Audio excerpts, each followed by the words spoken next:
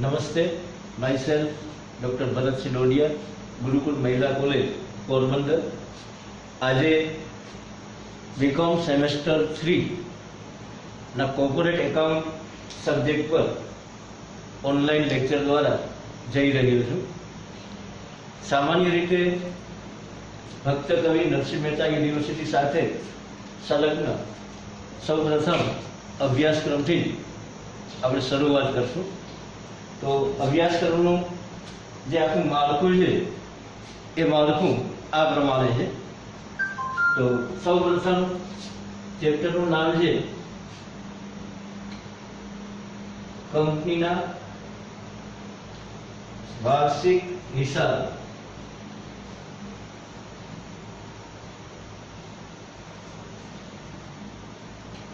અને એનો ગુણભાર આપેલો છે 20 मार्क अथवा 20 गुण। बीजू जो चेप्टर है ए सामान्य रीते 3 विभाग में वहेंचायेलो है। विभाग ए बोनस से, विभाग बी रिडीमेबल प्रेफरन्स से परत अंगेना हिसाबो, रिडीमेबल रेफरेंस से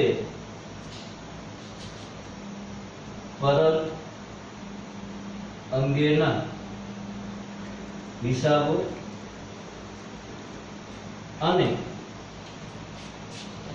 शेरनी परत खरीदी, शेरनी परत खरीदी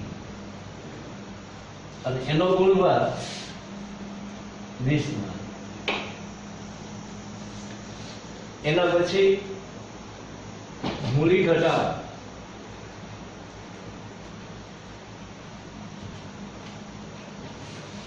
અને એનો ગુણભાર 15 માર્ક। અને ચોથું ચેપ્ટર છે लिक्विडेटर ना हिसाबो, एनो गुणभार 15 मार्क। आ रीते कुल 70 मार्क जे यूनिवर्सिटी साथे संकળાયેલ है અને એની પરીક્ષા यूनिवर्सिटी द्वारा लेवामां आवे छे। हवे जो सामान्य रीते अभ्यासक्रम में जोशो तो पहला में एना बे पार्ट नहीं पड्या, घणी वखत बुक में बे पार्ट पाडवामां आवे। कंपनीना वार्षिक हिसाबो एना 20 मार्क अने परीक्षानी अंदर पहलो ज प्रश्न એટલે કે પહેલો જ દાખલો હશે, એના અઠવામાં પણ એનો દાખલો હશે। બીજામાં તમારે ધ્યાન એ રાખવાનું છે કે ઘણી વખત એવું બને કે રીડીમેબલ પ્રેફરન્સ શેર પરત અંગેનો એક દાખલો હશે, એના અઠવામાં બોનસ છે અને શેરની પરત ખરીદી, એ બેના 10-10 માર્કના દાખલા આવી શકે। એટલે 3 A B C એના ઉપર તમારે ધ્યાન આપવું પડે। ઘણી વખત એવું બને કે બોનસ શેર અને શેરની પરત ખરીદી છે એમાંથી કાંઈ પણ ન પૂછાય અને ખાલી રીડીમેબલ પ્રેફરન્સ શેર મૂડી છે એનો દાખલો ને એના અઠવામાં પણ એનો દાખલો આવી શકે। એટલે પેપર જે પેપર કાઢનાર વ્યક્તિ હોય એના ઉપર આધારિત છે। અને એના પછી આવે છે મૂડી ઘટાડો। ત્રીજો પ્રશ્ન હશે, પ્રશ્ન 3 મૂડી ઘટાડો, એના અઠવામાં પણ મૂડી ઘટાડાનો દાખલો હશે, એના 15 માર્ક છે। લિક્વિડેટરના હિસાબો એના પણ 15 માર્ક છે। અને પ્રશ્ન 4 એનો મતલબ એવો થાય કે મોટા ભાગે 70 માર્કમાં ક્યાંય પણ થિયરી આવવાની શક્યતા ઓછી છે। પરંતુ જો પેપર કાઢનાર એવું વિચારે કે અમુકમાં આપણે 10 માર્કનો દાખલો અને 5 માર્કની થિયરી, તો એ થિયરી પણ પૂછી શકે। એટલે માત્ર આપણે એવું નહીં મગજમાં રાખવાનું, પણ આપણી શક્યતા એવી કે આપણે જે અભ્યાસક્રમ જે આપેલો છે એ અભ્યાસક્રમમાં મોટા ભાગે એને લખેલું છે કે પહેલા ચેપ્ટરમાંથી પણ દાખલો આવશે, બીજામાંથી પણ દાખલો આવશે, ત્રીજામાંથી પણ દાખલો આવશે અને ચોથા ચેપ્ટરમાંથી પણ દાખલો આવશે. હવે જો પહેલું ચેપ્ટર છે એ સામાન્ય રીતે વાર્ષિક હિસાબોનું છે. એનું આખું ફોર્મેટ બદલી ગયું, લેન્ધી પડે છે પહેલું ચેપ્ટર, બધા પરિશિષ્ટ બનાવવા પડે છે અને સ્ટુડન્ટ માટે થોડું અઘરું. એનો મતલબ એવો થાય કે તમે ગમે તેટલી મહેનત કરશો પરંતુ એમાંથી 20 માંથી 20 માર્ક મેળવવા છે એ થોડા ઘણા અઘરા પડશે. એના પછીનું જે ચેપ્ટર છે એ બોનસ છે. આમ તો 3 ચેપ્ટર છે અને થોડીક તૈયારી વ્યવસ્થિત કરવાની, કારણ કે આગળ એકાઉન્ટિંગ વાળા સ્ટુડન્ટ હશે એ લોકોને સેમેસ્ટર 6 એમાં એકાઉન્ટિંગમાં પણ આ 2 ચેપ્ટર આવે છે, બોનસ છે અને શેરની પરત ખરીદી. પણ કદાચ એવું બને કે એક આગળના આ વર્ષે જ કદાચ અભ્યાસક્રમમાં થોડો ફેરફાર થશે અને કદાચ નીકળી પણ જાય. તો આ રીતના આખું તમારું માળખું નક્કી થયેલું છે 70 માર્ક. હવે 30 માર્ક જેને આપણે આંતરિક ગુણ કહીએ છીએ, આંતરિક ગુણ 30 અને કુલ માર્ક થશે તમારા 100. હવે જે 30 માર્ક છે એ સામાન્ય રીતે એનું આમ જુઓ તો માળખું નક્કી થયેલું છે કે 10 માર્કનું એસાઇનમેન્ટ, 10 માર્કનું પ્રેઝન્ટેશન અથવા 10 માર્કની પરીક્ષા, 5 માર્ક હાજરીના અથવા 15 માર્ક છે એની એક્ઝામ. પણ એ જે તે કોલેજ અને જે તે કોલેજના અધ્યાપક ઉપર આધારિત છે. આપણે માની લ્યો કે આપણી કોલેજના સંદર્ભમાં જોશું તો એસાઇનમેન્ટ, પછી ઈ કન્ટેન્ટ, પછી પ્રેઝન્ટેશન અને જુદા જુદા જે તે સબ્જેક્ટને લગતા અત્યારે કેમ આપણે હું પોતે યુટ્યુબમાં ભણાવું છું એ રીતના તમે માની લ્યો કે કોઈ પણ ટોપિક ભણાવતા હોય એવો વિડીયો અપલોડ કરવાનો થશે. એના આપણે 10 કે 15 માર્ક આ વખતે રાખવાના છે. આ થઈ કોર્પોરેટ એકાઉન્ટ છે એની પ્રાથમિક ભૂમિકા. થોડુંક લેન્ધી કોર્પોરેટ એકાઉન્ટ છે એ થોડુંક લેન્ધી રહેશે અને તમને માસ્ટર ડિગ્રીમાં પણ ઉપયોગી થશે. આ માસ્ટર ડિગ્રીની અંદર પણ કોર્પોરેટ એકાઉન્ટ આવી શકે છે. હવે આપણે જવાના છે પ્રથમ ચેપ્ટર ઉપર. પ્રથમ નહીં પરંતુ ખાસ કરીને બીજું જે ચેપ્ટર આપેલું છે એમાં રિડીમેબલ પ્રેફરન્સ શેર પરત એટલે કે બી એના ઉપર આપણે જવાના છે આજના લેક્ચરમાં. એટલે કે પ્રેફરન્સ શેર મૂડી પરત કરવામાં આવે તો તમારે કઈ કઈ બાબતો ધ્યાનમાં રાખવી જોઈએ. એટલે ચેપ્ટરનું નામ છે રિડીમેબલ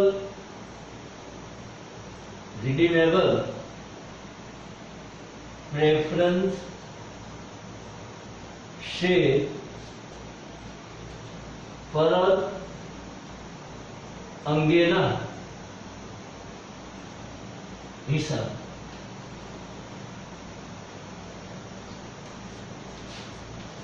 હવે તો પહેલો પ્રશ્ન એ આવે કે કોઈ પણ કંપની નાણાં મેળવવા માટે માલિકીની મૂડી અને ઉછીની મૂડીનો સામાન્ય રીતે ઉપયોગ કરે છે. માલિકીની મૂડી છે એમાં ઇક્વિટી શેર મૂડીનો સમાવેશ થાય છે. ઇક્વિટી શેર મૂડી અને ઉછીની મૂડીમાં પ્રેફરન્સ શેર મૂડી, ડિવેન્ચર, લાંબા ગાળાની લોન, અન્ય કંપનીઓ પાસેથી લોન મેળવવી, આ બધાનો સમાવેશ થાય છે. તો મેઇન મુદ્દો એ છે કે સામાન્ય રીતે શેર મૂડી 2 વિભાગમાં વહેંચાયેલી હોય, ઇક્વિટી શેર મૂડી અને પ્રેફરન્સ શેર મૂડી. હવે ઇક્વિટી શેર મૂડીનો નિયમ છે કે કંપનીની હયાતી સુધી પરત થઈ શકતી નથી. આ ઇક્વિટી શેર મૂડી છે એની ખાસ લાક્ષણિકતા છે. પણ એની સામે ઘણી વખત એવું બને કે કંપનીને એવું થાય કે આપણે અમુક વર્ષ માટે જ શેર મૂડી રાખવી અને પછી આપણે એ શેર મૂડીને પરત કરી દેવી. એ શરતે જ્યારે શેર હોલ્ડરો કે જાહેર જનતા પાસેથી નાણાં મંગાવવામાં આવે તો એવી જે શેર મૂડી છે એને રિડીમેબલ પ્રેફરન્સ શેર મૂડી તરીકે ઓળખવામાં આવે. સામાન્ય રીતે જે શેર મૂડી છે એ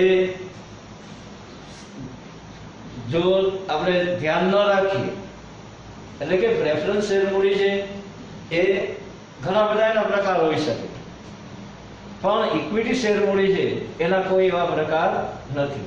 તો પ્રેફરન્સ શેર મૂડીના પ્રકારમાં આપણે જોઈએ તો રિડીમેબલ પ્રેફરન્સ શેર મૂડી, પછી બીજું આપણે જોઈએ તો ઇરિડીમેબલ પ્રેફરન્સ શેર મૂડી એટલે કે પરત કરી શકાય તેવી, પરત ન કરી શકાય તેવી, પાર્ટિસિપેટિંગ પ્રેફરન્સ શેર મૂડી, નોન પાર્ટિસિપેટિંગ પ્રેફરન્સ શેર મૂડી, ક્યુમ્યુલેટિવ પ્રેફરન્સ શેર મૂડી, નોન ક્યુમ્યુલેટિવ પ્રેફરન્સ શેર મૂડી, આવા ઘણા બધા પ્રકાર છે પ્રેફરન્સ શેર મૂડી.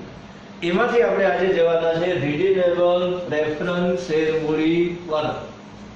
એટલે કે કોઈ કંપનીએ રિડીમેબલ પ્રેફરન્સ શેર મૂડી પરત દ્વારા નાણાં મેળવેલા હોય, એની મુદત પૂરી થતી હોય અને એ શેરના નાણાં એ પ્રેફરન્સ શેર હોલ્ડરોને પરત કરવાના થાય, તો આપણે કઈ રીતે પરત કરવા એ મુદ્દા ઉપર આપણે આજે જવાના છે.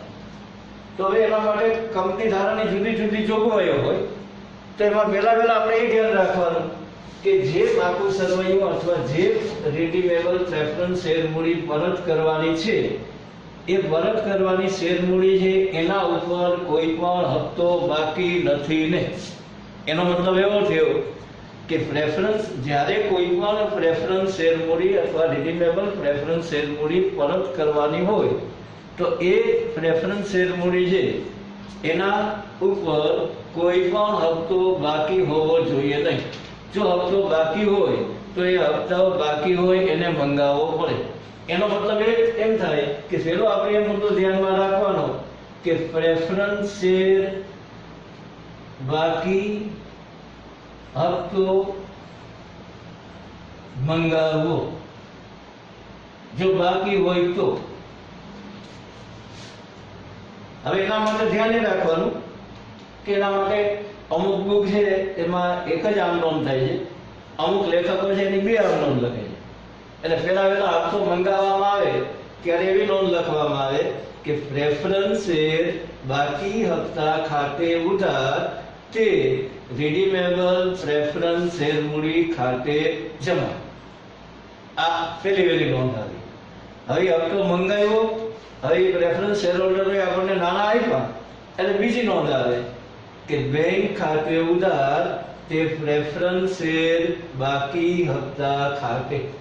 એનો મતલબ એવો થાય કે આ ચેપ્ટર આમ નોંધની સાથે સંકળાયેલું છે એટલે આ પહેલો મુદ્દો મેં લખ્યો એની બે નોંધ આવી.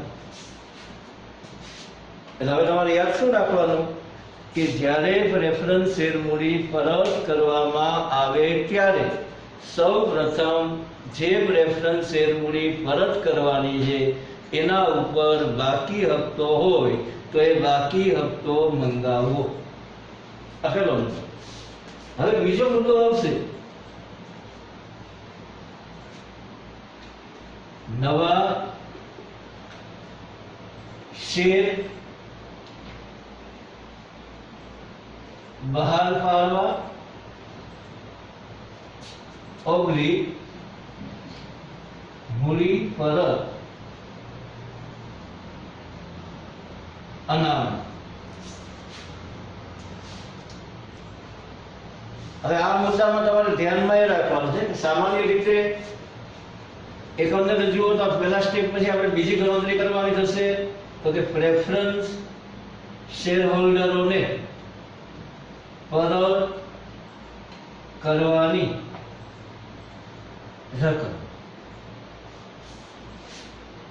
હવે એના માટે હવાલામાં આપણે જોવાનું કે જે પ્રેફરન્સ શેર હોલ્ડરોને આપણે નાણાં પરત કરવાના છે એ હવાલામાં એવું કીધું કે પ્રીમિયમથી પરત કરવા કે મૂળ કિંમતે પરત કરવા. જો પ્રીમિયમથી પરત કરવાના હોય તો પ્રીમિયમથી પરત કરવાની નોંધ અલગ આવે અને મૂળ કિંમતે પરત કરવાના હોય તો એની નોંધ પણ અલગ આવે. હવે માની લો કે તમારે પ્રીમિયમથી પરત કરવાના થાય તો આપણે આમ નોંધ એ રીતના લખવાની થશે કે રિડીમેબલ પ્રેફરન્સ શેર મૂડી ખાતે ઉધાર, રિડીમેબલ પ્રેફરન્સ શેર પરત પ્રીમિયમ ખાતે ઉધાર તે પ્રેફરન્સ શેર હોલ્ડરો ખાતે.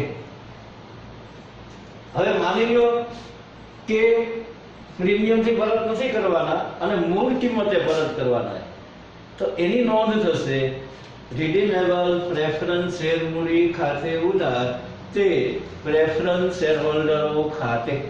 એનો મતલબ એવો થાય કે આ ત્રીજો સ્ટેપ મેં લખ્યો કે ત્રીજા સ્ટેપની પણ બે આમ નોંધ થશે વત્તા એક, એટલે કે ત્રણ આમ નોંધ થશે. ત્રીજી હજી હું બોલીશ.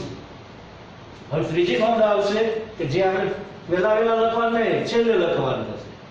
એટલે અત્યારે ખાલી હું નોંધ બોલી જાઉં છું, પણ જ્યારે આપણે ક્રમ હોય આમ નોંધ લખવાનો, તો એમાં ખાસ ધ્યાન રાખવાનું કે રૂપિયા આપણી પાસે આવે પછી જ આપણે ચૂકવી શકીએ.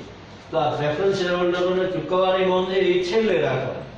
હવે નાના ચૂકવવાની નોંધ એ રીતના થશે, કારણ કે રોકડ આપણી પાસેથી જશે એટલે આપણે નોંધ એવી કરશું કે પ્રેફરન્સ શેર હોલ્ડરો ખાતે ઉધાર તે બેંક ખાતે જમા.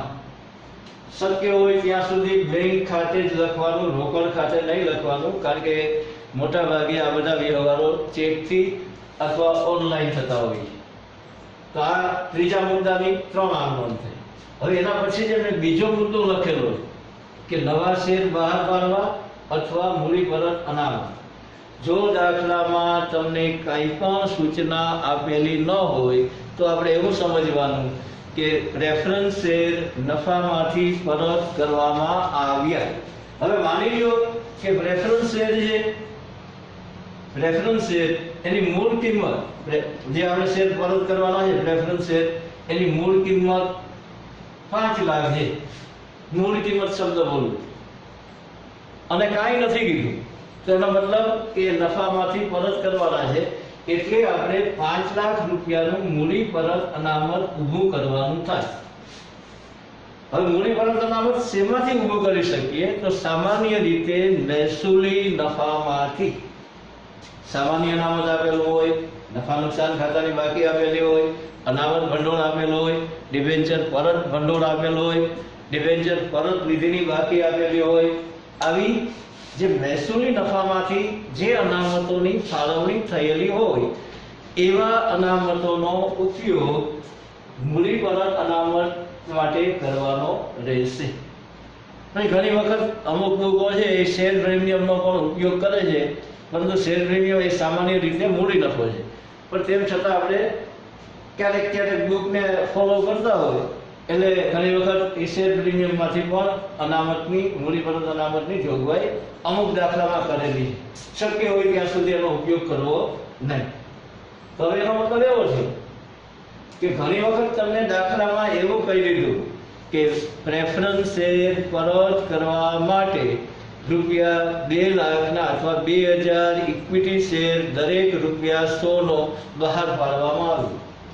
તો એનો મતલબ એવો થશે કે આપણે પ્રેફરન્સ શેર હોલ્ડરોને પ્રેફરન્સ શેરની મૂળ કિંમત 5 લાખ છે, એમાંથી આપણે બાદ કરીએ કે નવા શેર તો કે 2 લાખ. હવે 2 લાખ બાદ કરીએ એટલે 3 લાખ મૂડી પરત અનામત ઊભું કરવાનું થાય. મહત્વનો મુદ્દો. હવે જ્યારે નવા શેર બહાર પાડ્યા હશે કંપનીએ, તો એની નોંધ એ રીતના થશે કે બેંક ખાતે ઉધાર તે ઇક્વિટી શેર મૂડી ખાતે ઓબ્લિક પ્રેફરન્સ શેર મૂડી ખાતે. જો પ્રેફરન્સ શેર મૂડી બહાર પાડી હશે તો પ્રેફરન્સ શેર મૂડી ખાતે થશે, ઇક્વિટી શેર મૂડી બહાર પાડેલી હશે તો ઇક્વિટી શેર મૂડી ખાતે થશે. એટલે આ મુદ્દાને પણ તમે ખાસ ધ્યાનમાં રાખજો. હવે મુદ્દો એ આવશે કે આ જે મૂડી પરત અનામત ઊભું કરવામાં આવશે તો એની નોંધ શું થશે? તો કે એની જોગવાઈ તમે ક્યાંથી કરી? જો સામાન્ય અનામતમાંથી એની જોગવાઈ કરેલી હોય, અનામત ભંડોળમાંથી એની જોગવાઈ કરેલી હોય, પછી સામાન્ય રીતે ડિબેન્ચર પરત નિધિ એમાંથી તમે જોગવાઈ કરેલી હોય, ચાલુ વર્ષના નફામાંથી જોગવાઈ કરેલી હોય, તો એ બધા ખાતે ઉધાર થશે અને મૂડી પરત અનામત ખાતે જમા થશે. અને આ મૂડી પરત અનામતની બાકી કાંઈ પણ ન કીધેલું હોય તો રિડીમેબલ પ્રેફરન્સ શેર પરત કર્યા પછીનું જે પાકું સરવૈયું બનાવવામાં આવે એ પાકા સરવૈયાની અંદર મૂડી દેવા બાજુ દર્શાવવામાં આવશે. આ ખાસ ધ્યાનમાં રાખવાનું, મૂડી દેવા બાજુ દર્શાવવામાં આવશે. બીજું કે ઘણી વખત આ મૂડી પરત અનામત છે એનો ઉપયોગ ઇક્વિટી શેર હોલ્ડરોને મૂડી પરત અનામતનો ઉપયોગ ઇક્વિટી શેરહોલ્ડરોને બોનસ શેર આપવા માટે કરી શકાય, એટલે એનો ઉપયોગ પણ તમે કરી શકો. તો હવે જો પહેલો મુદ્દો મેં લીધો કે તમારે પહેલા જ્યારે પણ દાખલાની તમારે શરૂઆત કરવાની હોય તો તમારે ધ્યાન એ રાખવાનું કે પ્રેફરન્સ શેર પર જે પ્રેફરન્સ શેર પરત કરવાના છે એના ઉપર બાકી હપ્તો હોય તો એ બાકી હપ્તો મંગાવવો પડશે. બીજું ધ્યાન એ રાખવાનું કે તમારે જે પ્રેફરન્સ શેર પરત કરવાના છે એ પ્રેફરન્સ શેરની સંખ્યા કેટલી છે, એટલે બીજું હેડિંગ તમારે એવું આપવાનું કે પ્રેફરન્સ શેર હોલ્ડરોને પરત કરવાની રકમ, પ્રેફરન્સ શેરની મૂળ કિંમત, પ્રીમિયમ એ પરત કરતા જઈએ અને એનો સરવાળો કરી લેવાનો. ત્રીજી તમારે ગણતરી આવશે કે આ નવા શેર કેટલા પાડવા અને મૂડી પરત અનામત કેટલું.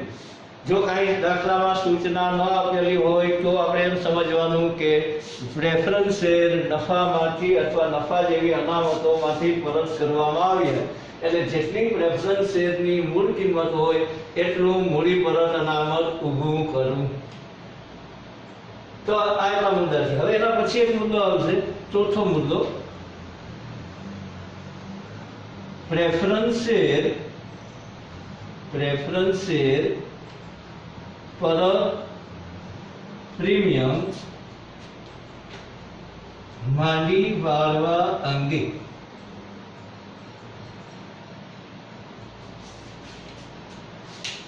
તો એ મુદ્દો એ મહત્વનો આવ્યો કે તમે જે પ્રેફરન્સ શેર પરત કર્યા એ પ્રીમિયમે પરત કર્યા, એનું પરત પ્રીમિયમ ઉધવાયું એને ક્યાં માંડી વાળ્યું. તો એમાં જુદી જુદી બુક પ્રમાણે અલગ અલગ મત જોવા મળે છે. અમુક લેખકો છે એને શેર પ્રીમિયમ ખરેખર શેર પ્રીમિયમ સામે માંડી વાળવું છે, કારણ કે એક પ્રકારનું મૂડી નુકસાન.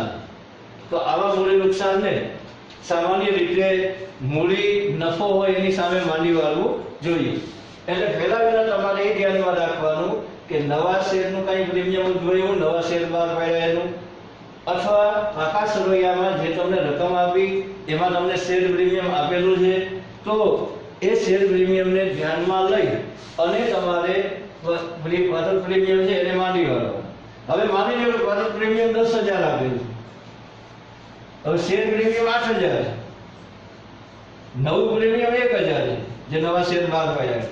એનો મતલબ એવો છે કે આપણું શેર પ્રીમિયમ 9,000 છે, એટલે 9,000 છે એ શેર પ્રીમિયમ સામે માંડી વાળશું અને જે 1,000 ઘટે એને નફા નુકસાન સામે માંડી વાળશું. હવે આપણે કાકા સરવૈયામાં જોઈએ તો નફા નુકસાન ખાતું આપ્યું નથી, તો એ 1,000 છે એ 1,000 ને સામાન્ય અનામતની સામે માંડી વાળવાના. જો એ સામાન્ય અનામત નથી તો ઘણી વખત રોકાણો વેચ્યા હોય એનો નફો ઉદ્ભવ્યો હોય તો એ નફાની સામે પણ આને માંડી વાળી શકાય. તો કુલ 4 મુદ્દા આ ચેપ્ટર માટે મહત્વના છે. એના પછીનો એક મુદ્દો મહત્વનો આવે છે, પાંચમો મુદ્દો, રોકાણોનું વેચાણ. અમુક દાખલામાં રોકાણોને વેચવામાં આવ્યા હશે, પ્રેફરન્સ શેરહોલ્ડરોને નાણાં પરત કરવા માટે થઈ અને રૂપિયા જોતા હોય તો એના માટે ઘણી વખત રોકાણો હોય તો એ રોકાણોને વેચવામાં આવે. હવે જે રોકાણો વેચવામાં આવે તેમાં જોવાનું કે રોકાણો નફાથી વેચવામાં આવ્યા કે નુકસાન. જો નફાથી વેચવામાં આવ્યા હશે તો એની નોંધ એ રીતના થશે, બેંક ખાતે ઉધાર તે રોકાણો ખાતે તે રોકાણ વેચાણ નફા ખાતે અથવા નફા નુકસાન ખાતે. જો નુકસાનથી વેચવામાં આવ્યા હશે તો નોંધ એ રીતના થશે, બેંક ખાતે ઉધાર નફા રોકાણ વેચાણ નુકસાન ખાતે ઉધાર અથવા નફા નુકસાન ખાતે ઉધાર કે રોકાણો ખાતે જમા. આ મુદ્દો હશે. હવે સૌથી મહત્વનો મુદ્દો એ આવશે કે તમારે ઘણા બધા દાખલાઓ એવા હશે કે એની અંદર પાકું સરવૈયું માંગેલું હશે. એમ કીધું હશે કે પ્રેફરન્સ શેર પરત કર્યા બાદનું પાકું સરવૈયું બનાવો. તો એના માટે તમારે શું કરવું? તો કે એક તો આપણી પાસે બેંક શિલક જોશે, એટલે એના માટે તમારે રફ બેંક ખાતું બનાવવાનું. બેંક ખાતું હવે એની ઉધાર બાજુ આપણે પહેલા પાકા સરવૈયામાં જે બાકી આપેલી હોય લખવાનું બાકી આગળ લાવ્યા. પછી આપણે જે આમનોંધ લખેલી હોય એમાં જોવાનું કે રૂપિયા ક્યાંથી આવ્યા અને રૂપિયા ક્યાં જશે. તો દાખલા તરીકે પેલા તમે પ્રેફરન્સ શેર છે એનો હપ્તો મંગાવ્યો એટલે રૂપિયા આવ્યા એટલે આપણે ઉધાર બાજુ લખશું કે પ્રેફરન્સ શેર બાકી હપ્તા પેટે મળેલ રકમ. રોકાણો વેચ્યા એના દ્વારા રૂપિયા આવ્યા એટલે ઉધાર બાજુ લખશું રોકાણ વેચાણ નફો. નવા શેર બહાર પડ્યા, રોકાણ વેચાણની આવક, નફો નહીં પણ રોકાણ વેચાણની આવક. નવા શેર બહાર પડ્યા, રૂપિયા આવ્યા એટલે ઉધાર બાજુ લખશું નવા શેરની આવક અથવા ઉપજ અથવા રોકડ. હવે નાણાં ચૂકવા, ઘણી વખત ડિબેન્ચર તે પરત કરવામાં આવતા હોય, આની અંદર એ પણ મુદ્દો આવે તો એ ડિબેન્ચર હોલ્ડરોને નાણાં ચૂકવાય તો એ લખવાનું, પ્રેફરન્સ શેર હોલ્ડરોને નાણાં ચૂકવાય તો એ લખવાનું. ઘણી વખત અમુક ડિવિડન્ડ ચૂકવવું હોય તો ડિવિડન્ડ ચૂકવાય તો એ લખવાનું.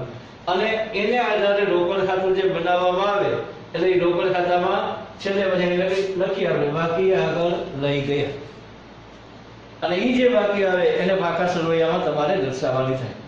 હવે બીજાની અંદર મુદ્દો આવે છે કે પ્રેફરન્સ શેરહોલ્ડરોને નાણાં પરત કરી દીધા બાદ મૂડી પરત અનામતમાંથી ઇક્વિટી શેરહોલ્ડરોને બોનસ શેર આપવામાં આવ્યા.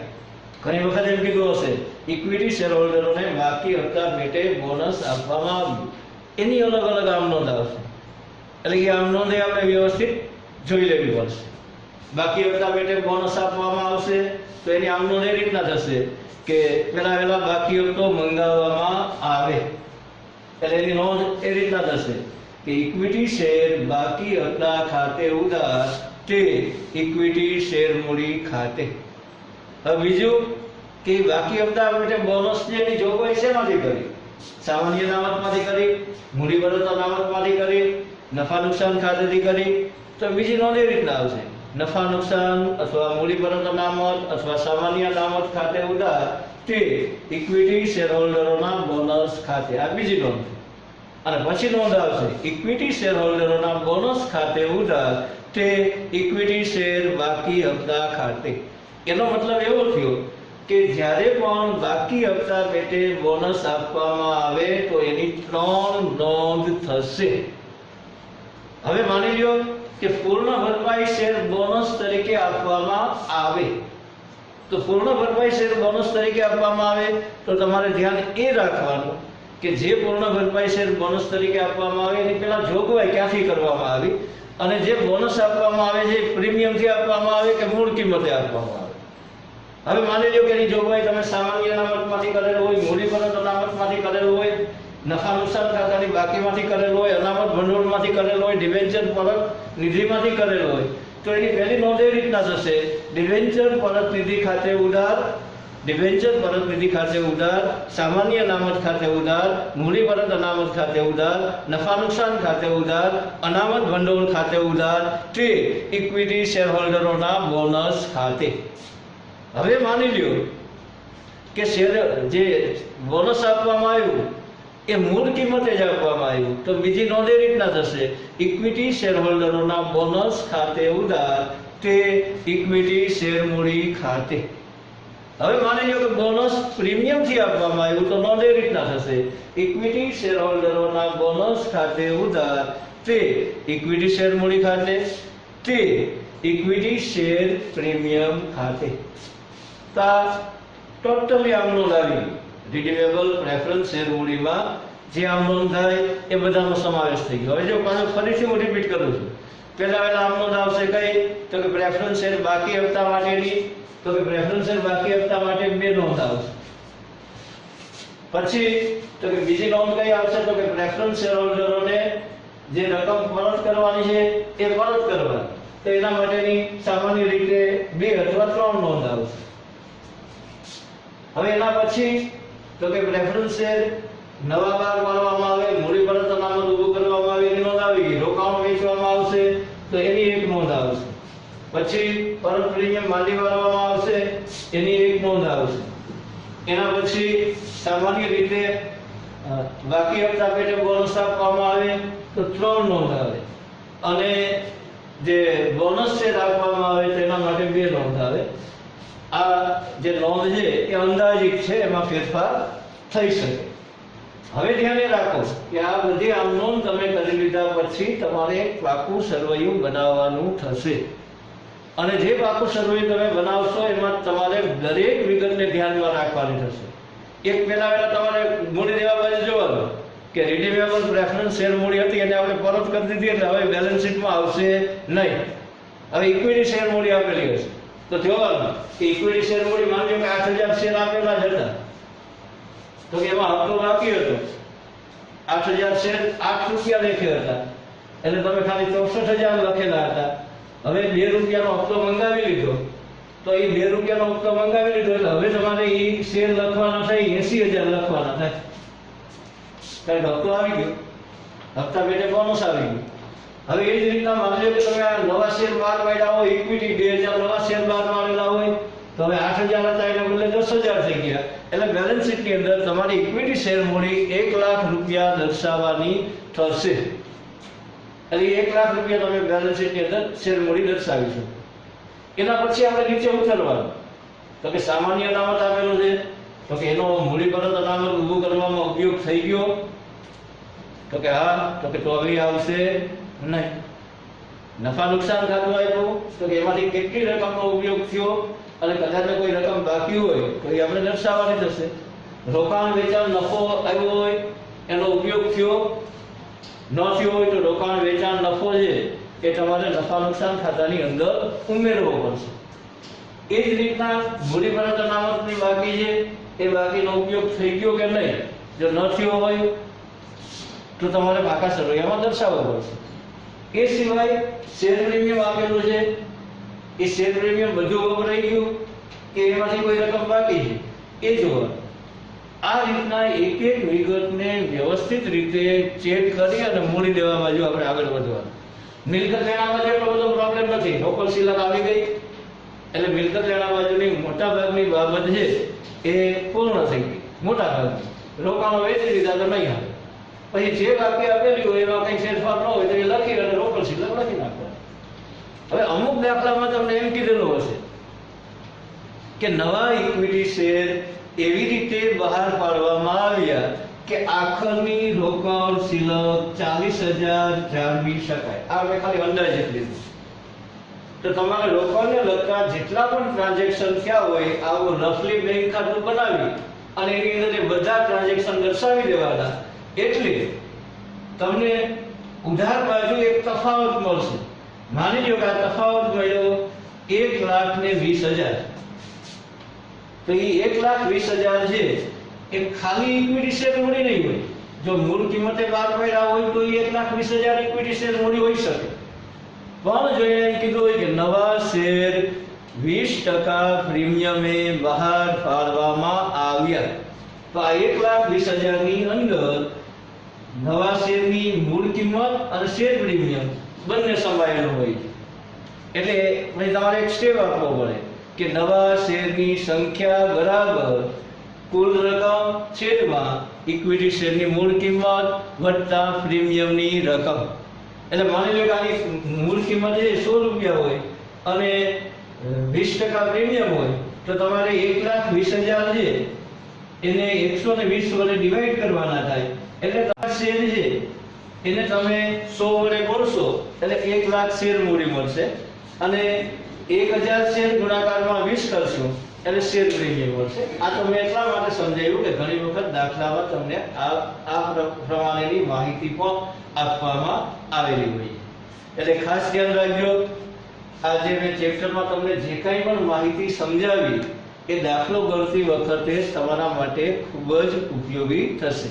પાકું સરવૈયું કેવી રીતે બનાવવું, હજી એની આમનોંધ કેવી રીતે બનાવવી, આ બધી મુદ્દાઓ છે એ મુદ્દાઓ આ ટોટલી બાબતની અંદર એનો આપણે સમાવેશ કરી લીધેલો છે. એટલે હવે હું ફરીથી એક વખત હજી રિપીટ કરી જાઉં છું.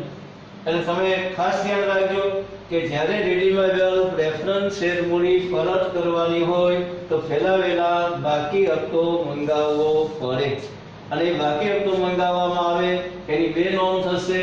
પછી રિડીમેબલ પ્રેફરન્સ શેર પરત કરવાના હોય તો એના માટે કા નવા શેર બહાર પાડવા પડે અથવા મૂડી પરત અનામત ઊભું કરવું પડે. એના પછી જે નવા પ્રેફરન્સ શેર પ્રીમિયમથી પરત કરેલા હોય તો જે પ્રેફરન્સ શેર પરત પ્રીમિયમ ઉદ્ભવે એને શેર પ્રીમિયમ સામે અથવા નફા નુકસાન ખાતા સામે અથવા સામાન્ય અનામત સામે માંડી વાળવામાં આવે. રોકાણોનું વેચાણ કરવામાં આવેલું હોય તો નફાથી થયું કે નુકસાનથી થયું એ જોઈ અને એની પણ તમારે આમ નોંધ કરવી પડે.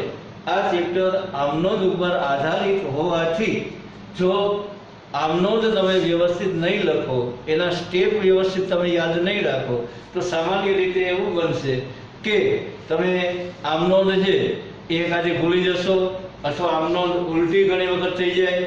આપણી પાસે રૂપિયા આવતા હોય અને આપણે બેંક ખાતે જમા કરતા હોય, આપણે રૂપિયા ચૂકવતા હોય અને આપણે બેંક ખાતે ઉધાર કરતા હોય, આવી ઘણી બધી ઘટનાઓ છે એ બની શકે. માની લો કે તમારી આમનોંધમાં કોઈ પણ જગ્યાએ ભૂલ નથી થઈ અને એનું પાકું સરવૈયું બનાવવાનું થાય, રિડીમેબલ પ્રેફરન્સ શેર મૂડી પરત કર્યા પછી એમાંય તમારે ખાસ કરીને મૂડી લેવા બાજુની જે કાંઈ પણ વિગત હોય એ દરેક વિગતને લખતી વખતે આમનોંધમાં પણ જોવાનું થશે, ગણતરીમાં પણ જોવાનું થશે અને તો જ તમારું પાકું સરવૈયું છે એને તમે વ્યવસ્થિત રીતે ટેલી કરી શકશો. એટલે જ્યારે પણ આપણે આના દાખલા ઉપર આપણે જવાનું થશે અથવા દાખલો ગણવાનો થશે ત્યારે મેં આ બનાવેલો વિડીયો છે એ તમને ખૂબ જ ઉપયોગી થશે. કોઈ પણ દાખલો ગણવાનો પ્રયત્ન કરશો એટલે તમારે આની અંદરથી એ માહિતી મળી જશે. એટલે આપનો